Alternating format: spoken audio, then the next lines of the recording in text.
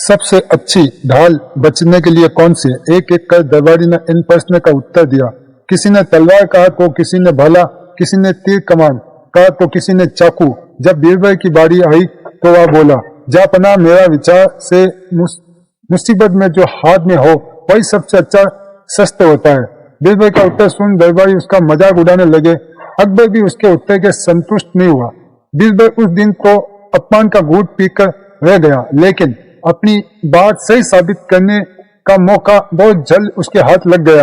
बादशाह अकबर अक्सर भैंस बदल के नगर में गश्त पर निकला करते थे। बीरबल भी उसके साथ ही होते थे। एक दिन इसी तरह वे दोनों नगर में गश्त पर निकले। वे एक तंग गली से पैदल गुजर रहे थे, तभी एक मतवाला हाथी उस गली में आ गया। उस हाथी को देख अकबर डर गए।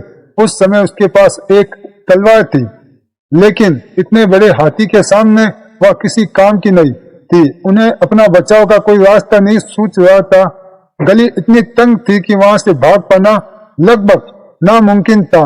उस गली में एक किनारे एक छोटा सा पिल्ला बैठा हुआ था। जब बीरबल की नजर उस पर पड़ी तो उसने उसे उठाया और हाथी के ऊपर फेंक दिया।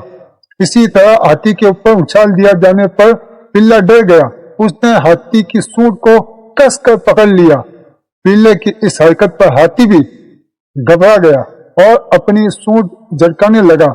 हाथी के सूंड झटकाने पर पिल्ला सूंड से फिसलने लगा और साय को गिरने से बचाने के लिए उसने अपने पंजे और दांत हाथी की सूंड पर गाड़ दिए।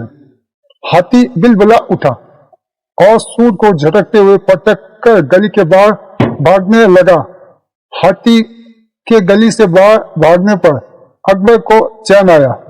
पसीना पूछते हुए जब उन्होंने बीरबल को देखा तो बीरबल मुस्कुरा रहे थे। अकबर बीरबल की मुस्कुराहट का अर्थ समझ नहीं पाए और पूछ बैठे, बीरबल, ऐसी संकट की घड़ी में भी तुम मुस्कुरा रहे हो? जापना, मैंने आपकी जान एक कुत्ते के पिल्ले को हथियार बना के बचाई है। आपको यह कहानी कैसे लगी? इसे लाइक से सब्सक्राइब जरूर करना।